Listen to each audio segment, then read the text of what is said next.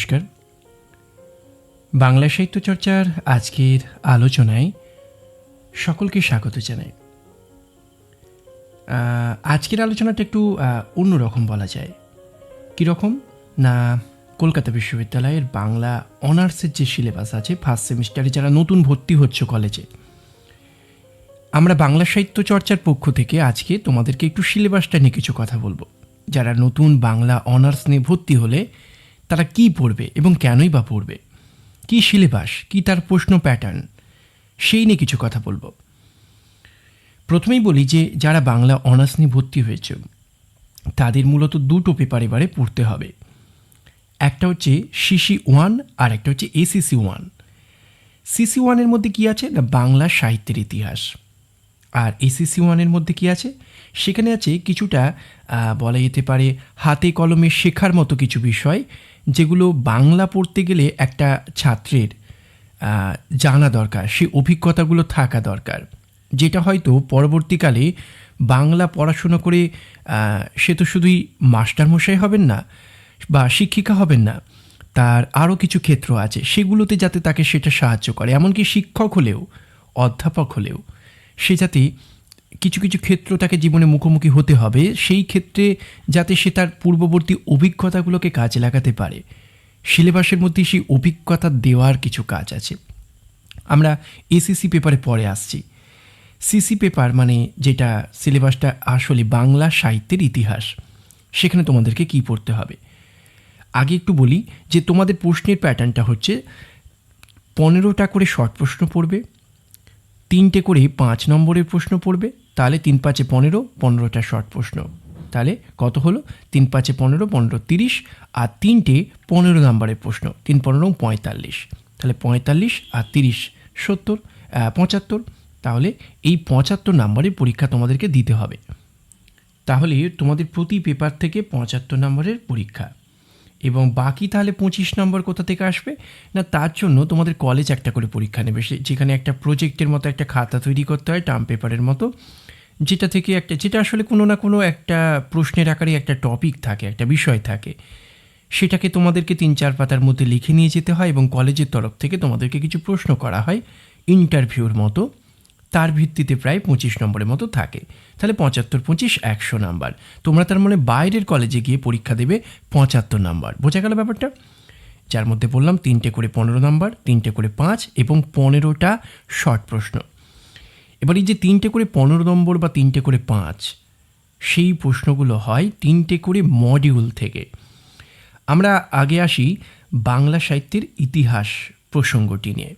কি আছে এখানে, তোমরা কম বেশি এর আগেও এগুলো নিয়ে পড়াশোনা করেছো, তোমরা হয়তো 11-12 এই নিয়ে পড়াশোনা করেছো। কি আছে এখানে, এটা মূলত সাহিত্যের ইতিহাস। সাহিত্যের ইতিহাস কেন জানতে হয়? সাহিত্যের ইতিহাস এই কারণেই জানতে হয়, একজন সাহিত্য পাঠক, মানে আমরা বাংলা নিয়ে পড়াশোনা করছি, মানে আসলে তো আমরা বাংলা সাহিত্য পড়াশোনা করছি, বাংলা ভাষা বা ভাষা তত্ত্ব নিয়ে পড়াশোনা করছি। বাংলা তো আমাদের মাতৃভাষা, তাই আমরা যখন কেউ জিজ্ঞাসা করবে যে কী নিয়ে পড়াশোনা করো, আমি যখন বলি বাংলা নিয়ে পড়াশোনা করি, এই বাংলা নিয়ে পড়াশোনা করার মানে কি, তাই না? মাতৃভাষাই বাংলা, আমরাও বাংলা নিয়ে পড়ছি, মানেটা কি?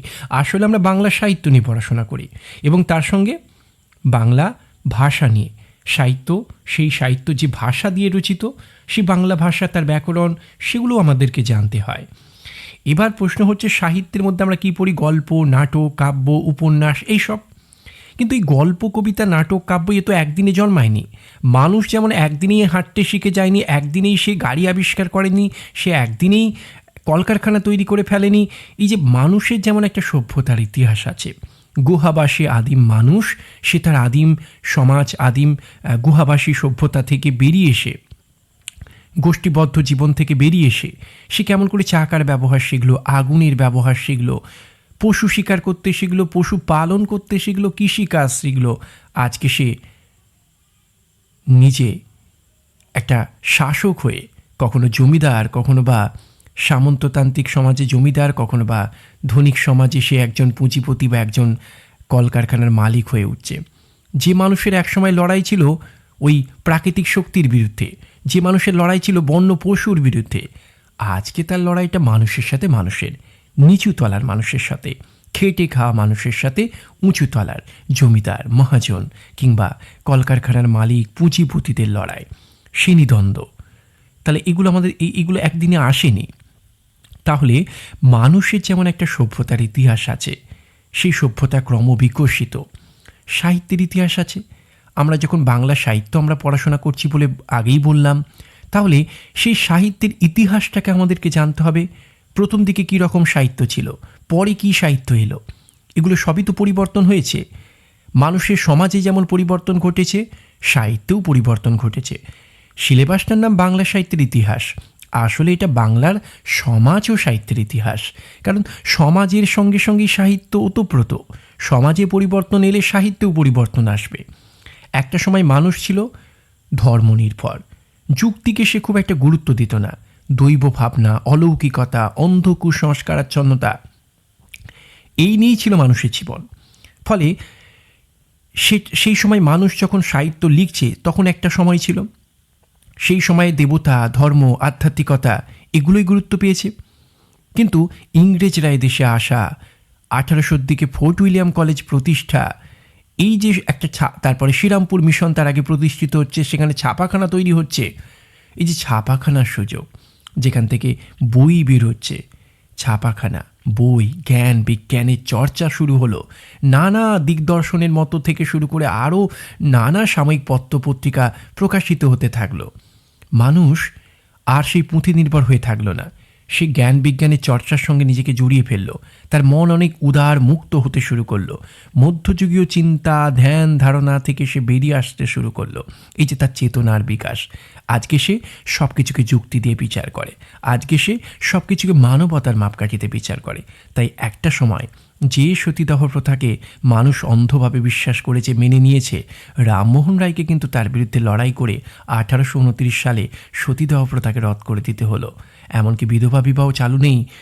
আমাদের বিদ্যাসাগরকে 1856 খ্রিস্টাব্দে তিনি আন্দোলন করে, লড়াই করে, তিনি জনমত তৈরি করে শেষ পর্যন্ত তিনি ওই বিধবা বিবাহ আইন পাশ করে নিলেন 1856 সালে। এগুলো সমাজের ঘটনা। সমাজের ঘটনা এই বার্তাই দেয় মানুষের জীবনে একটা পরিবর্তন এসেছে। মধ্যযুগ আমরা তাকেই বলবো যেখানে চিন্তা চেতনায় মানুষ পুরনো, আর আধুনিক যুগ যেখানে চিন্তা চেতনায় মানুষ আধুনিক, অর্থাৎ যেখানে যুক্তিবাদ, যেখানে ধর্মীয় গোঁড়ামি নয়, উদারতা, মুক্ত মানবাত্মার চিন্তা, মানবতার মাপকাঠিতে সব কিছুকে বিচার।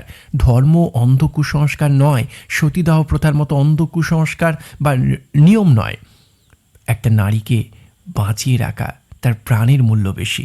এই যে মানবতার মাপকাঠিতে বিচার, এটা আধুনিকতার লক্ষণ।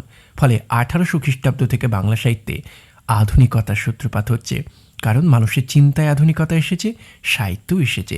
এই যে পরিবর্তনটা, সেখান থেকে আমরা আধুনিক যুগ বলছি। কিন্তু তার আগে 950 থেকে 1200 প্রাচীন যুগ, 1200 থেকে 1800 মধ্যযুগ, যেটাকে একত্রে বলা হয় প্রাগাধুনিক যুগ। এই প্রাগাধুনিক যুগটা তোমাদেরকে এবারে পড়াশোনা করতে হবে। সেখানে তোমরা কি পড়বে না, সেখানে তোমরা পড়বে এই যে আমরা আগেই বলছিলাম, কবিতা, গল্প, নাটক, এগুলো সবই আধুনিক কালের সৃষ্টি। মধ্যযুগে কী ছিল? মধ্যযুগে মূলত গীতি কবিতা, মানে আমরা যাকে আজকে বলি আমার ভাবনার স্বতঃস্ফূর্ত অনুভূতির প্রকাশ, বৈষ্ণব পদাবলী বা শাক্ত পদাবলীর মতো দু একটা ক্ষেত্র ছাড়া বাকি ক্ষেত্রে সেইভাবে কোনো কবিতা ছিল না। কি ছিল? কবিতা মানে পদ্যের আকারে লেখা কাহিনী কাব্য ছিল, রামায়ণ ছিল, মহাভারত ছিল, মঙ্গল কাব্য ছিল। এই মঙ্গল কাব্য, অনুবাদ সাহিত্য, এগুলোই তোমাদেরকে সিলেবাসে রাখা হয়েছে। এবং তার সঙ্গে সঙ্গে সমাজ জীবনের যে মানসিকতা, সমাজে কোনো আক্রমণ, পরিবর্তন, এগুলোকেও তোমাকে এখানে পড়াশোনা করতে হবে। অর্থাৎ বাংলা সাহিত্যের স্টুডেন্ট হিসাবে এই সিলেবাসটা রাখার মূল গুরুত্ব হচ্ছে, বাংলায় তো প্রচুর সাহিত্য লেখা হয়েছে, এগুলো তো সব পড়া আমার পক্ষে সম্ভব নয়, তাই না? তাহলে যেটা আমার জানা উচিত সেইটা হচ্ছে, আজকে যে আমরা সাহিত্য পড়ছি, সেই সাহিত্য কবে থেকে শুরু হলো, তার ইতিহাসটা কি? আজকে যেখানে মানুষকে সাহিত্যে দেখানো হচ্ছে, আগেও কি তাই ছিল? ছিল না তো। ধর্মকে গুরুত্ব দেওয়া হতো, দেবতাকে গুরুত্ব দেওয়া হতো। তোমাদের যে সিলেবাসটা প্রায় পুরোটাই দেবতার মহিমা গান গাওয়া হয়েছে। মঙ্গল কাব্যে মনসা, চণ্ডীর কথা, অনুবাদ সাহিত্যে রামায়ণ, মহাভারত, ভাগবত, সে তো কৃষ্ণ, রাম, এদেরকে নিয়ে লেখা। চৈতন্য জীবনী সাহিত্য। চৈতন্যদেব মানুষ হিসেবে জন্মেছিলেন ঠিকই, কিন্তু তার মধ্যেও তো একটা অবতারত্বকে আরোপ করা হয়েছে, রাধাকৃষ্ণের যুগল মূর্তি রূপে দেখানো হয়েছে। এইগুলো আমাদেরকে মাথায় রাখতে হবে। বৈষ্ণব পদাবলী রাধাকৃষ্ণের কথা, শাক্ত পদাবলী আমাদের জগজ্জননী শ্যামা, আবার কখনো বা তাকে পার্বতী রূপে, উমা রূপে কল্পনা করা হচ্ছে আগমনীয় বিজয়ার গানে, যেটা শাক্ত পদাবলীর একটি ধারা।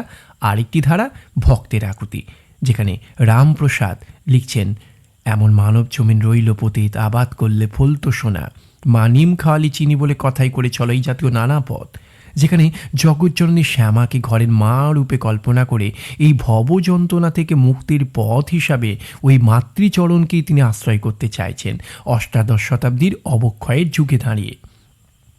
তাহলে এই হচ্ছে প্রাচীন, আর প্রাচীন যুগের একটাই নিদর্শন আমরা পাই চর্যাপদ। চর্যাপদ হচ্ছে বৌদ্ধ সাধকদের লেখা। বৌদ্ধরা কোন পথে সাধনায় পৌঁছতে চান, তাদের বলা যেতে পারে সাধনার লক্ষ্যটা কী, মানে সাধ্য সাধনা দুটো শব্দ আছে। সাধ্য কি, যেটা তার লক্ষ্য, আর সাধনা কি, কোন পথে। বৌদ্ধরা কি চায়, তাদের সাধ্য কি, সাধনা কি, কোন পথে তাতে পৌঁছানো যায়, কেমন করে দেহস্থ নারী ইরা পিঙ্গলা সুষুষ্ণা এই পথে সেখানে পৌঁছানো যায়, সেই নিয়ে নানা পথ লেখা হয়েছে, যেগুলোকে আমরা চর্যাপদ বলি। এইগুলোই মোটামুটিভাবে তোমাদের সিলেবাস। এবার আমরা যদি সিলেবাসটাকে একদম যা দেওয়া আছে সেটাকে যদি ব্যাখ্যা করি, কি আছে সেখানে না, আমরা ইতিমধ্যেই বিষয়গুলো নিয়ে কথা বললাম যে তোমাদের তার মানে যে সিলেবাসটা সেটা পুরোটাই আসলে কাহিনী কাব্যের ধারা। বিচ্ছিন্ন বিচ্ছিন্নভাবে কিছু পদ আছে যেগুলোকে আমরা বৈষ্ণব এবং শাক্ত পদাবলী বলি। পদ বলতে আমরা বলতে পারি একালে যাকে কবিতা বলা হয়, এক একটা কবিতার মধ্যে এক একটা ভাব। পদাবলী মধ্যযুগে বলতে সেটাকেই কিছুটা বোঝানো হয়। তার মানে যে সেগুলো বিচ্ছিন্ন তা নয়, একটা পদের সঙ্গে আরেকটা পদের মিলও থাকতে পারে, তার মধ্য দিয়েও একটা গল্পের প্যাটার্ন আমরা বৈষ্ণব পদাবলী বা শাক্ত পদাবলীতে পাই। কিন্তু মূলত যে ধারাটা সেটা হচ্ছে কাহিনী কাব্য, পদ্যে পদ্যে লেখা কাহিনী কাব্য। আসলে মধ্যযুগের মানুষ মনে করত যে গদ্যে মানুষ কথা বলে, গদ্যে সাহিত্য লিখলে সাহিত্যের মান থাকে না, তাই পদ্য করে তারা লিখত। এটাও কিন্তু আধুনিকতার একটা বৈশিষ্ট্য যে আধুনিক যুগে ইংরেজদের আসা, ছাপাখানা তৈরি, ফোর্ট উইলিয়াম কলেজ প্রতিষ্ঠা, পাশ্চাত্য জ্ঞান বিজ্ঞানের সংস্পর্শে যেমন মানবতাকে গুরুত্ব দেওয়া হচ্ছে, পাশ্চাত্যের বিভিন্ন সাহিত্য ফর্মকে সামনে রেখে বাংলাতে উপন্যাস, ছোট গল্প, মহাকাব্যের জন্ম হচ্ছে, তেমনি একটা জিনিস লক্ষ্য করতে হবে, সেখানে গদ্যকে, মানুষের মুখের ভাষাকে গুরুত্ব দেওয়া হচ্ছে। হ্যাঁ, প্রথম দিকে সাধু ভাষা, পরে চলিত ভাষা, কিন্তু গদ্যের কাছাকাছি পৌঁছানো গেল, এটাও আধুনিকতা। কিন্তু মধ্যযুগে আমরা কি দেখব, আধুনিকতা নেই যেখানে, সেখানে কিন্তু পদ্য আছে। এবার একটা লক্ষ্য, আমরা তো সিলেবাস বোঝাচ্ছি, মধ্যযুগে আধুনিকতা নেই এমন নয়, অনেক কবি আছেন যারা আধুনিক। কারণ আমরা মনে রাখবো আধুনিক শব্দটার অর্থ হচ্ছে যেখানে চিন্তা ভাবনায় মানুষ অন্ধ কুসংস্কারাচ্ছন্নতা থেকে বেরিয়ে আসতে পেরেছে। মধ্যযুগ ধর্মনির্ভর যুগ, দেবতার মহিমা গানই সেখানে গাওয়া হয়েছে, মানুষের কথা আছে কিন্তু দেবতার আধারে। এই যে মূল লক্ষ্যবস্তু দেবতা, দেবতাকে সামনে রেখেই সেখানে মানুষের গান গাওয়া হয়েছে। আবার কেউ ঘুরিয়েও বলতে পারে মানুষই লক্ষ্য, দেবতাকেও সেখানে উপলক্ষ্য করা হয়েছে। কিন্তু সেখানে যাই থাক, আপাতভাবে দেবতা নির্ভরই সেই সাহিত্য। দেবতাকে নিয়ে গান গাইতে বসে শেষ পর্যন্ত হয়তো মানবতাতে পৌঁছে গেছেন, কিন্তু সেখানে দেবতা ধর্ম এগুলোকেই গুরুত্ব দেওয়া হয়েছে। আমরা সিলেবাসটাকে একবার লক্ষ্য করে আর একবার বিষয়টাতে ফিরে আসব। তোমাদের দেখো মডিউল 1, এখানে কি আছে, বাংলা ভাষা ও সাহিত্যের আদি পর্বের গতি প্রকৃতি ও নিদর্শনসমূহ। অর্থাৎ বাংলা ভাষা ও সাহিত্যের আদি পর্বের গতি প্রকৃতি বলতে বাংলা ভাষা সাহিত্য মানে ভাষা জন্মালো, সাহিত্য লেখা শুরু হতে থাকলো, সেই যে প্রথম সূত্রপাতের অংশটা, সেই জায়গাটা নিয়ে কিছু পড়াশোনা। বিশেষত এই অংশ থেকে যে প্রশ্নগুলো আসে সেগুলো হচ্ছে বাংলা ভাষার সাহিত্যের ইতিহাসকে কয়টি যুগে ভাগ করা যায়, কি কি প্রত্যেকটা যুগের কি কি সাহিত্যিক নিদর্শন, এগুলো। দ্বিতীয় হচ্ছে চর্যাপদ, ওই যে কথা আমরা বলছিলাম বৌদ্ধ সাধকদের লেখা, তাদের সাধ্য সাধন তত্ত্বের কথা। শ্রীকৃষ্ণ কীর্তন পড়তে হবে, মানে মডিউল 1-এর মধ্যে তোমাদের আমরা বলেছিলাম যে আধুনিক যুগটা তোমাদের এইবারের সিলেবাস নয়, ওটা থার্ড সেমে তোমাদেরকে পড়তে হবে। ফার্স্ট সেমে তার মানে যে প্রাচীন আর মধ্যযুগ আছে, যেটাকে আমরা একসঙ্গে বলতে পারি প্রাগাধুনিক যুগ, যার সময়কালটা প্রাচীন যুগ 950 থেকে 1200, 1200 থেকে 1800 হচ্ছে মধ্যযুগ। এই প্রাচীন আর মধ্যযুগ মানে একেবারে 950 থেকে 1800 এই দীর্ঘ সময়কালটাকে এখানে 3টে মডিউলে ভাগ করেছে, যার মধ্যে মডিউল 1-এর মধ্যে কিন্তু প্রাচীন যুগ এবং মধ্যযুগ দুটোই আছে। মধ্যযুগের শুরুর দিকটা আছে, কারণ চর্যাপদ এই যে সিলেবাসটা রয়েছে এটা প্রাচীন যুগের। কিন্তু শ্রীকৃষ্ণ কীর্তন, যেটা বাংলা সাহিত্যে বরুচণ্ডী দাসের লেখা, রাধাকৃষ্ণকে নিয়ে লেখা একটা প্রথম কাহিনী কাব্য, প্রেমের কাব্য, এটা কিন্তু প্রাচীন যুগের নিদর্শন নয়, এটা কিন্তু মধ্যযুগের, আদি মধ্যযুগের প্রথম নিদর্শন। সেটাও তোমাদেরকে মধ্যযুগ থেকে মানে মডিউল 1 থেকে পড়তে হবে। এরপর দেখো মডিউল 2 কী কী আছে। অনুবাদ সাহিত্য, ভাগবত, রামায়ণ, মহাভারত, এগুলোকেই আমরা জানি। সংস্কৃতে আমাদের রামায়ণ লিখেছিলেন বাল্মীকি, আমাদের বেদব্যাস সংস্কৃতে মহাভারত লিখেছিলেন। সেই যে সংস্কৃতে লেখা গ্রন্থগুলো আমাদের বাংলায় যখন তুর্কি আক্রমণ হচ্ছে ত্রয়োদশ শতাব্দীর গোড়ার দিকে, ওই 1202-3 নাগাদ, তারপরে যে একটা অন্ধকারাচ্ছন্নতা তৈরি হলো প্রায় 150 বছর, যেখানে সেইভাবে কোনো সাহিত্য লেখা হলো না। এই প্রেক্ষাপটে সেদিনের হিন্দুরা, ব্রাহ্মণরা, তারা চাইল যে তাদের পুরনো যে সমস্ত শাস্ত্র গ্রন্থ আছে, রামায়ণ, মহাভারত অর্থাৎ মহাকাব্যাদি, সেগুলো মানুষের কাছে তুলে ধরা, যাতে তারা এই মুসলমান আক্রমণের যুগে এই যে বিজাতীয় একটা সংস্কৃতি, সেই যুগে তারা যেন না তাদের ঐতিহ্যকে না ভুলে যায়। এবং বিশেষত শ্রীমদ্ ভাগবতের অনুবাদ করে কৃষ্ণের চরিত্রকে সামনে রেখে তারা বাঙালি জাতিকে আদর্শ পুরুষের, আদর্শ মানুষের চরিত্র গঠনটাকে তাদের সামনে রাখতে চাইল। রামায়ণকে অনুবাদ করে তারা বাঙালি জাতির কাছে আদর্শ চরিত্রের, সম্পর্কের, পারিবারিক কাঠামোর সেগুলো দৃষ্টান্ত স্থাপন করবার চেষ্টা করলেন।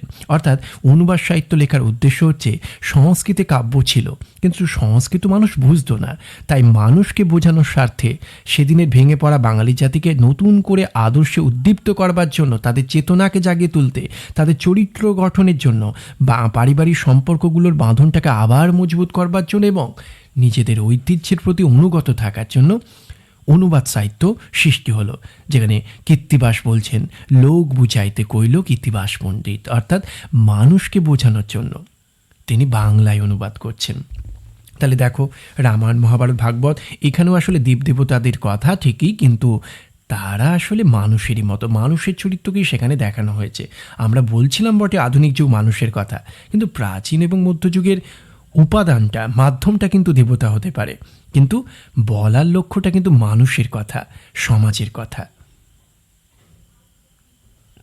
এরপর তোমরা যদি এই মডিউল 2-এরই দ্বিতীয় পোর্শনটাতে আসো, তার নাম বৈষ্ণব পদাবলী। বিদ্যাপতি, চণ্ডীদাস, জ্ঞানদাস, গোবিন্দ দাস, এরা আসলে বেশ কিছু পদ লিখেছেন। পদাবলী মানে কি, একালে যাকে আমরা কবিতা বলতে পারি মধ্যযুগের প্রেক্ষাপটে, সেগুলোকেই আমরা পদ বলতে পারি। অর্থাৎ এই যে অনুবাদ সাহিত্যের কথা বললাম, শ্রীকৃষ্ণ কীর্তনের কথা বললাম, এগুলো কিন্তু পদ্যে পদ্যে লেখা একটা বড় গল্প।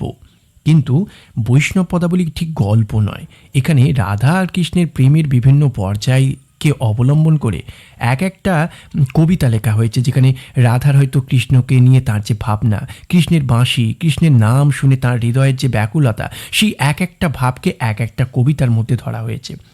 সেখানেও একটা গল্প ধরা পড়তে পারে একটা পদের সঙ্গে আর একটা পদকে পাশাপাশি রাখলে, কিন্তু সেগুলো মূলত আসলে কবিতা, বিচ্ছিন্ন বিচ্ছিন্ন কবিতা।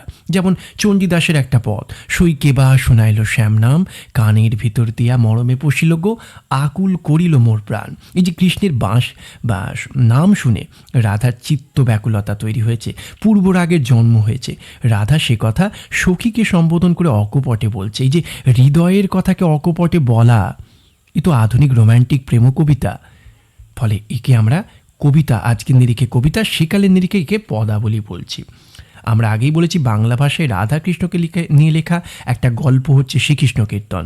সেই শ্রীকৃষ্ণ কীর্তনকে সামনে রেখেও কিছুটা বলা যায়। বাকি ক্ষেত্রে লৌকিক রাধাকৃষ্ণ কথা, গীত গোবিন্দের আদর্শ, এইগুলোকে সামনে রেখেই বৈষ্ণব পদকর্তারা, বৈষ্ণব ভাবাপন্নরা, সকলেই যে বৈষ্ণব ভাবাপন্ন তা বলা যায় না, তারা বিদ্যাপতি থেকে সেই গোবিন্দ দাস পর্যন্ত কবিরা রাধাকৃষ্ণের প্রেমের বিচিত্র পর্যায় নিয়ে তারা পদ লিখেছেন, তাকেই আমরা বৈষ্ণব পদাবলী বলছি। তৃতীয় পর্যায়টা হচ্ছে চৈতন্য চরিত সাহিত্য। চরিত মানে জীবনী সাহিত্য। চৈতন্য ভাগবত, যার লেখক বৃন্দাবন দাস, কৃষ্ণদাস কবিরাজের লেখা শ্রী চৈতন্য চরিতামৃত। এগুলো আসলে চৈতন্যদেবের যে জীবন, চৈতন্যদেবের জন্ম থেকে শুরু করে তার একেবারে সেই নীলাচলে পৌঁছে যাওয়া, পুরী নবদ্বীপে শেষ জীবনটা কাটানো এবং তার সেই তিরোধান রহস্য নানা কিছু সেটা আছে। তো সেই জীবন পর্যন্ত পুরো ঘটনাটা, তার জন্ম থেকে বেড়ে ওঠা, তার সন্ন্যাস গ্রহণ, নবদ্বীপের পথে পথে কৃষ্ণ নাম প্রচার, অর্থাৎ একটা মানুষ কিভাবে শুধুমাত্র একজন দেবতাপম মানুষ হয়ে ওঠেননি, মধ্যযুগের সেই জাতপাতির ভেদাভেদে আচ্ছন্ন সমাজ ব্যবস্থাকে কেমন করে ভাঙলেন, কেমন করে কৃষ্ণ নামের প্ল্যাটফর্মে সবাইকে নিয়ে এসে মানবতার বাণীকে শোনালেন, বললেন চণ্ডালোপে দ্বিজশ্রেষ্ঠ হরিভক্তি পরায়ণ, সেই মানুষটার জীবন কথাকে এখানে ধরা হয়েছে। নানা অলৌকিকতা থাকবেই, কারণ যারা লিখছেন তারা ভক্ত, ফলে তারা ভক্তের দৃষ্টিকোণ থেকেই চৈতন্যদেবকে একজন অবতার পুরুষ রূপেই এখানে দেখাবার চেষ্টা করেছেন। আমার তোমার মতো, মানে আমার তোমার নয়, কোনো বিখ্যাত মানুষ, সেটা নেতাজি বা গান্ধীজি হোক, তাদের জীবন নিয়ে যেভাবে জীবনী সাহিত্য লেখা হয়, এই জীবনী একটু আলাদা। এগুলো মহাপুরুষের জীবনী, এবং সেই মহাপুরুষ যার মধ্যে অলৌকিকত্বের ছোঁয়া আছে। এই নিছক হ্যাঁ, আমাদের নেতাজিও একজন মহাপুরুষ, কিন্তু এই মহাপুরুষদের মধ্যে অলৌকিকত্বের ছোঁয়া রয়েছে, ফলে নানা আপাতভাবে অবিশ্বাস্য নানা ঘটনাও হয়তো তাতে থাকবে। এই হচ্ছে চৈতন্য চরিত সাহিত্য, মানে জীবনী সাহিত্য। তাহলে বাংলায় জীবনী সাহিত্যের জন্ম, আজকে যে জীবনী লেখা হয়, লেখক নিজে লেখেন বা অন্য কেউ লেখেন, তার সূত্রপাত কিন্তু এই চৈতন্যদেবের জীবনীকে ঘিরেই। এরপর মডিউল 3, এখানে আমরা কি বলবো? মনসা মঙ্গল কাব্য, ধর্ম মঙ্গল কাব্য, চণ্ডী মঙ্গল আর অন্নদা মঙ্গল, এইটাকে আমরা বলবো মঙ্গল কাব্যের চ্যাপ্টার। এই মঙ্গল কাব্যের জন্ম প্রায় ত্রয়োদশ থেকে, কেউ কেউ বলেন পঞ্চদশ শতাব্দী থেকে। মনসা মঙ্গল দিয়েই তার সূচনা আমরা বলতে পারি। এখানে আসলে কি বিষয়টা আছে না, বাংলায় যখন 1202-3 নাগাদ তুর্কি আক্রমণ হচ্ছে, তার ফলে কি হচ্ছে, বাংলায় একটা অরাজকতা পরিবেশ তৈরি হচ্ছে। এই সময়, এর আগে যারা হিন্দু সমাজে ব্রাহ্মণরা ছিল, তারা নিচের তলার মানুষদেরকে মানুষ বলে মনে করতো না। ফলে আর্য অনার্য আর ব্রাহ্মণ অব্রাহ্মণদের মধ্যে, তাহলে ব্রাহ্মণ অব্রাহ্মণদের মধ্যে একটা দূরত্ব ছিল, একটা ভেদাভেদ ছিল। তুর্কি আক্রমণের ফলে আত্মরক্ষার প্রয়োজনে এই দুই জাতি, এই দুই সম্প্রদায় কাছাকাছি চলে এলো। এর ফলে নিচের তলার মানুষরা, অর্থাৎ এই যারা শূদ্র জাতি, নিচের তলার মানুষ, অন্তজ মানুষ, তাদের সমাজে মনসার পুজো, চণ্ডীর পুজো, ধর্ম ঠাকুরের পুজো হতো। এরা কেউ আর্য বা পৌরাণিক দেবতা নয়, শিবের মতো পুরাণের দেবতা এরা নয়। এরা নিচের তলার মানুষদের সমাজে মেয়েদের দ্বারা পূজিত হতো ঘট স্থাপন করে, এবং এদের গল্পটা ছিল উপকথার মধ্যে, অর্থাৎ ব্রতকথার মধ্যে বলা ভালো, ব্রতকথার মধ্যে। কিন্তু এদেরকে নিয়ে কোনো কাহিনী কাব্য ছিল না। কিন্তু যখন তুর্কি আক্রমণ হচ্ছে, আত্মরক্ষার প্রয়োজনে ব্রাহ্মণরা তথা আর্যরা নিচের তলার মানুষকে কাছে টানতে শুরু করলো, ভাই বলে কাছে টানতে শুরু করলো, আর তাদের ইমোশনকে গুরুত্ব দেওয়ার জন্য। মধ্যযুগ যেহেতু ছিল, আমরা আগেই বলছি বা বলেছি বা বলা হয়নি যে মধ্যযুগ ছিল ধর্মনির্ভর, ধর্মকেই সেদিনের রাজনীতির রং বলা যেতে পারে। তো সেই ধর্ম যুগে বা সেই সময় নিচের তলার মানুষকে কাছে টানতে গেলে তাদের দেবতাকেও গুরুত্ব দিতে হবে। আর তারপরে তুর্কি আক্রমণের ফলে একটা অস্থিরতা, একটা সংকটও তৈরি হয়েছে। সেই প্রেক্ষাপটে একটা শক্তি উপাসনার মাধ্যম রূপে আমরা দেখেছিলাম মনসা, চণ্ডী, এদেরকে পৌরাণিক দেবতার সঙ্গে মিলিয়ে দেওয়া হচ্ছে। মনসাকে শিবের কন্যা রূপে, চণ্ডীকে শিবের গৃহিণী পার্বতী রূপে কল্পনা করে তাদেরকে জাতে তুলে ব্রাহ্মণরাই কী করছেন, তাদেরকে নিয়ে কাব্য লিখছেন, যে কাব্য মঙ্গল কাব্য নামে পরিচিত, যেখানে ওই দেব বা দেবীরা যারা মর্তে পুজো এতদিন পেতেন না, ওই নিচু তলাতে পেতেন, উঁচু সমাজে সর্বস্তরে যাদের পুজো ছিল না, তারা পুজো প্রচারের জন্য স্বর্গেরই কোনো দেবী বা দেবতাকে অভিশাপ দিয়ে মর্তে মানুষ হিসেবে জন্মগ্রহণ করাচ্ছেন, এবং তাদেরকে দিয়ে পুজো আদায় করিয়ে আবার তাদেরকে স্বর্গে ফিরিয়ে আনছেন। এটাই কাহিনী। এই হচ্ছে মঙ্গল কাব্য। আচ্ছা, আর কি আছে এখানে না, আর আছে যেটা, সেটা হচ্ছে প্রণয়োপাখ্যান। এই প্রণয়োপাখ্যান সম্পর্কে আমরা একটু কথা বলবো। প্রণয়োপাখ্যান হচ্ছে মধ্যযুগে, আমরা আগেই বলছিলাম যে দেবতার কথাই সেখানে মুখ্য, তবে দেবতার কথার আধারে মানুষের কথাই সেখানে গুরুত্ব পেয়েছে। কিন্তু একেবারেই দেবতাকে না নিয়ে মানুষকে নিয়ে, তাদের প্রেমকে নিয়ে যে কাহিনী কাব্যগুলো মধ্যযুগে লেখা হয়েছে, সেগুলোই হচ্ছে প্রণয়োপাখ্যান। পঞ্চদশ শতাব্দীর শাহ মোহাম্মদ সগীর, যিনি লিখেছিলেন ইউসুফ জুলেখা। সপ্তদশ শতাব্দীর দিকে আরাকান রাজসভার কবি দৌলত কাজী লিখেছিলেন লোর চন্দ্রানী বা সতী ময়না, আর আলাউল লিখেছিলেন পদ্মাবতী। এই কাব্যগুলো এবং কবিগুলো, কবিদের নাম কবি প্রতিভার আধারে, আর এই কাব্যগুলো আলাদা করে 5 টিকা প্রশ্ন পড়ে। এই কাব্যগুলো এনারা সকলেই প্রায় মুসলমান কবি। মধ্যযুগের প্রেক্ষাপটে দাঁড়িয়ে যখন দেবতার মহিমা গান করতে করতে সকলেই ব্যস্ত, সেই যুগে দাঁড়িয়ে এই মুসলমান কবিরাই কিন্তু মানুষকে তাদের কাব্যে অবলম্বন করেছেন, মানুষের প্রেমকে, রক্তমাংসের মানুষের প্রেমের মধ্য দিয়েই ঈশ্বরকে সন্ধান করেছেন তারা। ফলে প্রণয়োপাখ্যানের এই চ্যাপ্টারটা কিন্তু একটা ব্যতিক্রমী সংযোজন। এবং প্রশ্নও হয়, আরাকান রাজসভার কবি দৌলত কাজী বা সৈয়দ আলাউল কোথায় আলাদা মধ্যযুগের প্রেক্ষাপটে? সেখানে ওই মানবতা, মানব প্রেমের কথাগুলোকেই আমাদেরকে বলতে হবে। আর রইল পড়ে মডিউল 3 শাক্ত পদাবলী। এখানে তোমরা কি পড়বে? শাক্ত পদাবলীতে তোমাদেরকে আসলে পড়তে হয় শাক্ত শক্তি উপাসনা, দেবী জগজ্জননী শ্যামা, যাকে কখনো পার্বতী দুর্গা রূপে কল্পনা করা হয়েছে, কখনো বা তাকে জগজ্জননী শ্যামা রূপে কল্পনা করা হয়েছে। শাক্ত পদাবলী দুটো ভাগ, আগমনী বিজয়া এবং ভক্তের আকুতি। আগমনী বিজয়াতে তাকে কল্পনা করা হয়েছে দেবীকে পার্বতী রূপে, যেখানে মহাদেবের সঙ্গে তার বিবাহ, মহাদেবের সংসারে তার কেমন করে দিন কাটে সেই নিয়ে তার মা মেনকার দুশ্চিন্তা। এর মধ্য দিয়ে বাঙালি পরিবারের মেয়ের বিবাহের পর মেয়েকে ঘিরে মায়ের ব্যথা বেদনাকে দেখানো হয়েছে। ফলে এখানেও দেবতার আধারে মানুষের কথা। আর শেষে ভক্তের আকুতিতে এই রামপ্রসাদ কমলাকান্ত ভট্টাচার্য হচ্ছেন এই আগমনী বিজয়ার শ্রেষ্ঠ কবি। প্রশ্ন পড়ে কমলাকান্তের কবি প্রতিভা। আর একজন হচ্ছেন ভক্তের আকুতির শ্রেষ্ঠ কবি রামপ্রসাদ সেন। তিনি কি লিখছেন? ওই যে মা নিম খাওয়ালি চিনি বলে কথাই করে চলো। আসলে অষ্টাদশ শতাব্দী হচ্ছে একটা অবক্ষয়ের যুগ, যখন ইংরেজ রাজত্বের সূচনা হতে চলেছে আর মুঘল রাজত্বের অবসান হতে চলেছে। এই রকম সময় যে একটা রাজনৈতিক পালা বদলের মুহূর্তে একটা অস্থিরতা, একটা যুগগত সন্ত্রাস, অবক্ষয়, হতাশা, শূন্যতা, লোভ, স্বার্থপরতা মানুষের জীবনকে ভরিয়ে তুলে একটা চূড়ান্ত হতাশা, শূন্যতা, অন্ধকারে ঠেলে দিয়েছে, সেই রকম প্রেক্ষাপটে জগজ্জননী শ্যামাকে নিয়ে রামপ্রসাদের গান যেন ধ্রুব তারার মতো মানুষকে একটা আশার আলো দেখাচ্ছে। এই লোভ, স্বার্থপরতার পৃথিবীতে আত্মানুসন্ধানের, ব্রহ্মকে উপাসনার পথ দেখাচ্ছে। রামপ্রসাদের কাছে ব্রহ্মই হচ্ছে তারা মা।